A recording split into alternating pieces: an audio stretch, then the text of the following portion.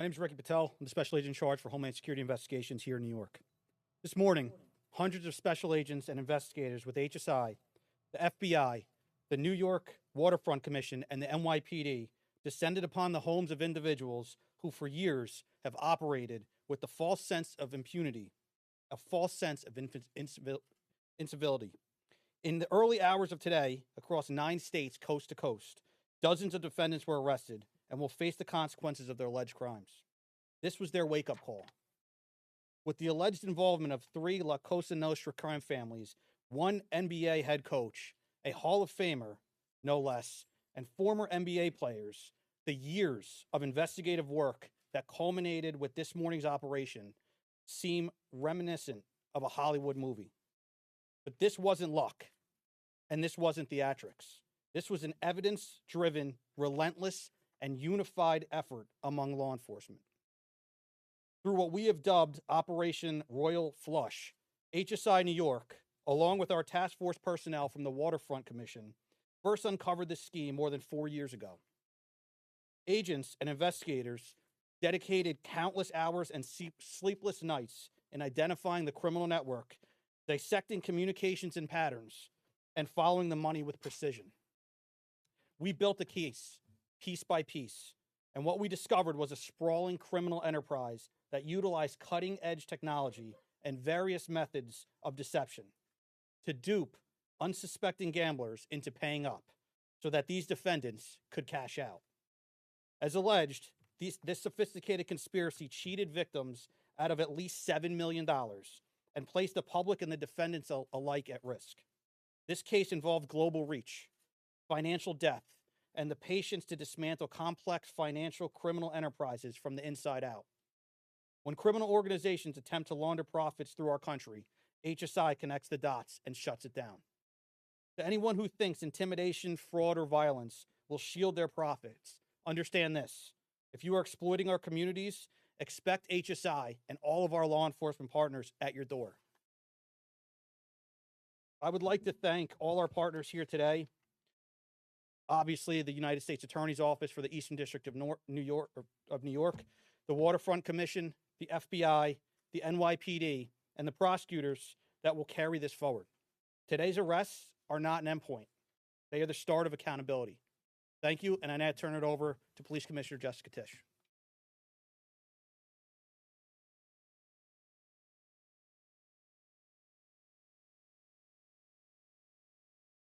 Good morning. Thank you to Director Patel, Assistant Director Rea, and U.S. Attorney Nocella. What we're announcing today is not just another takedown. It's the result of more than 2 years of coordinated investigative work by the NYPD's Joint Organized Crime Task Force and the FBI. 2 cases that exposed criminal networks led by 34 individuals who believed the rules did not apply to them. They hid behind layers of complexity, behind money, and behind influence, believing those things would shield them from accountability. The first case, Operation Nothing But Bet, exposed a gambling ring built around professional basketball, where players and associates allegedly used inside information to manipulate prop bets on major sports betting platforms. They placed wagers on unders on players to score less,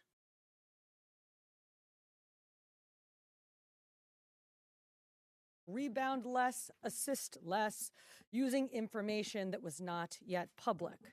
In some instances, players altered their performance or took themselves out of games to make sure that those bets paid out. One example occurred on March 23rd, 2023 in Charlotte. Terry Rozier, an NBA player now with the Miami Heat, but at the time playing for the Hornets, allegedly let others close to him know that he planned to leave the game early with a supposed injury. Using that information, members of the group placed more than $200,000 in wagers on his under statistics. Rozier exited the game after just 9 minutes, and those bets paid out, generating tens of thousands of dollars in profit.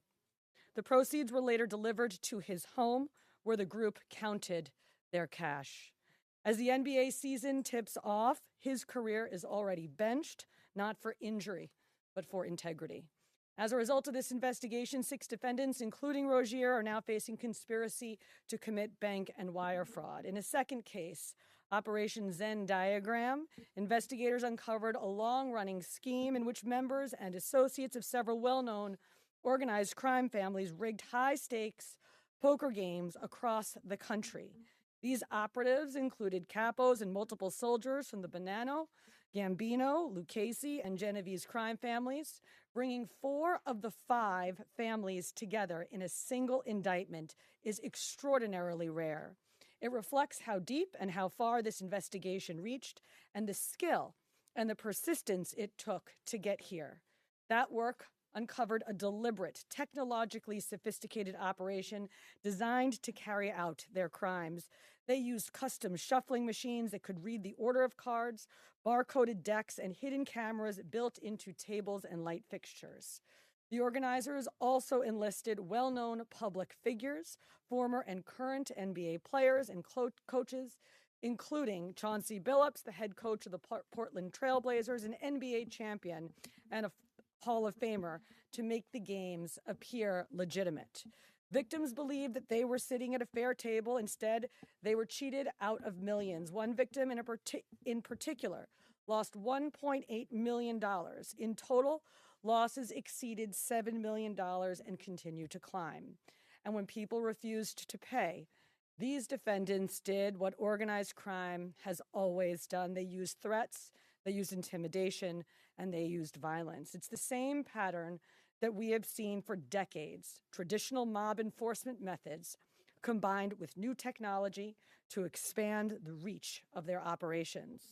Now, with the unsealing of today's indictment, 34 individuals are facing charges, including robbery, extortion, money laundering, wire fraud, bank fraud, and illegal gambling. I want to commend the outstanding work of our detectives from the Joint Organized Crime Task Force and their dedication to these cases, especially Captain Ruben Pagan, Sergeant Chris McGuire, Detective Alexander Creamer, Detective James McCullough, and of course, our Chief of Detectives, Chief Kenny. As part of these investigations, our members recovered and reviewed thousands of hours of video, conducted extensive surveillance on illegal gambling locations across the city, and executed more than 24 search warrants on electronic records that revealed the true extent of this conspiracy. Once again, the work of our detectives, together with the FBI and the U.S. Attorney's Office, closed those gaps before they could widen further. The NYPD is proud to stand with each of you today, as these cases represent the kind of partnership that defines modern law enforcement agencies, sharing intelligence, coordinating resources, and moving as one team. Thank you.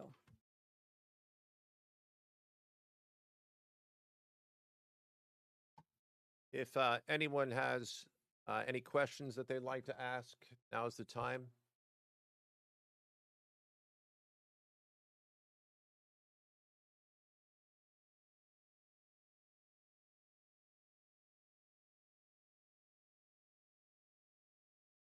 I'm not at liberty to discuss either the background of the investigation itself or the investigation as it continues. So I'm afraid I can't really explain to you, other than the fact that both cases have been unsealed today, and there was an overlap that has been discussed already with respect to certain of the defendants. Yes.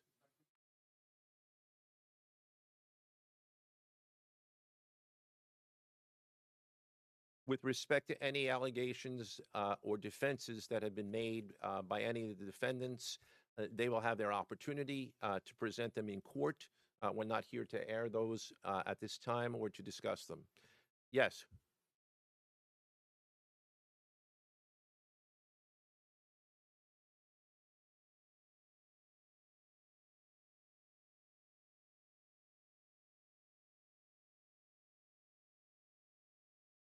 As I said, I can't discuss ongoing investigations. The investigation is ongoing, which by definition means that there will be further evidence uncovered at a minimum. And there's always that possibility. But I can't comment any further with respect to that. Yes.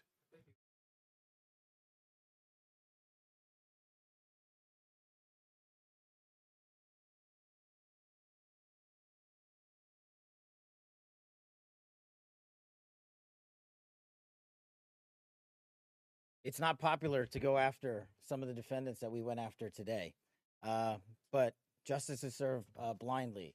And how do we countermand that? Simple.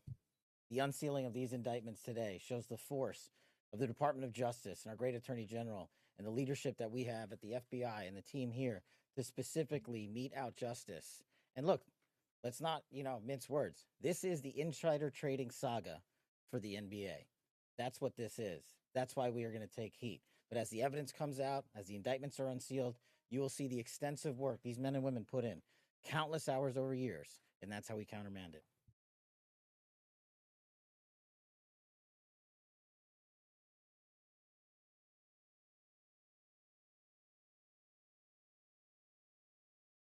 We will not publicly discuss the timing of when we do takedowns. I will only say that we do takedowns in a coordinated fashion with our law enforcement partners and the U.S. Attorney at the appropriate time to make sure that we ensure the integrity of the investigation, as the United States Attorney said, an investigation that is very much ongoing.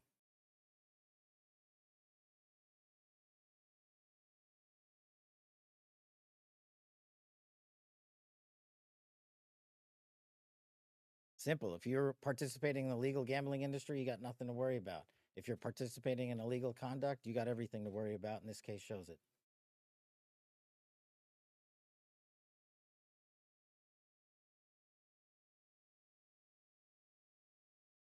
I'm not sure I quite understand your question. You're asking if the illegal conduct.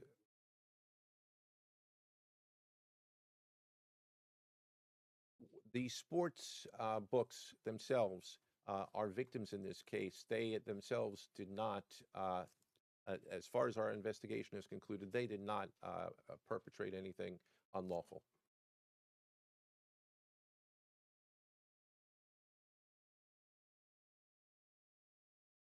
I'm not going to respond to that at this time, but that information will be made public. Yes.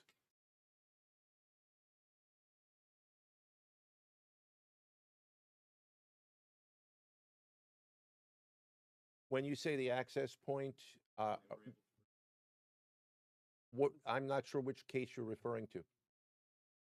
Well,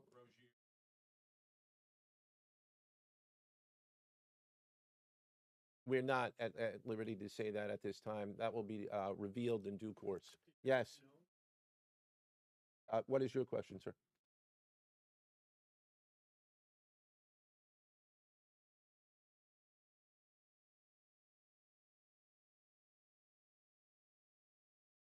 They're among the victims.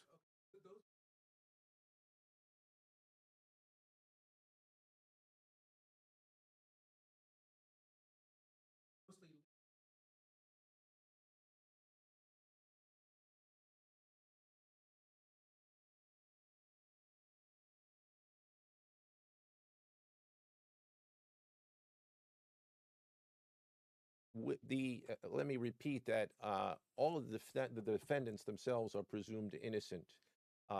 We believe that at a trial, when they have the opportunity to present their defenses, if they chose, because they're not required to, we will come forward with the evidence to demonstrate their guilt. Yes.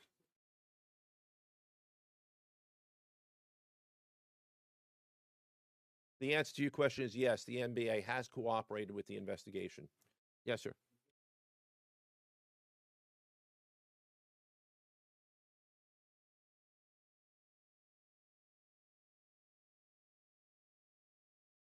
The investigations that we announced today did not involve college basketball. Yes.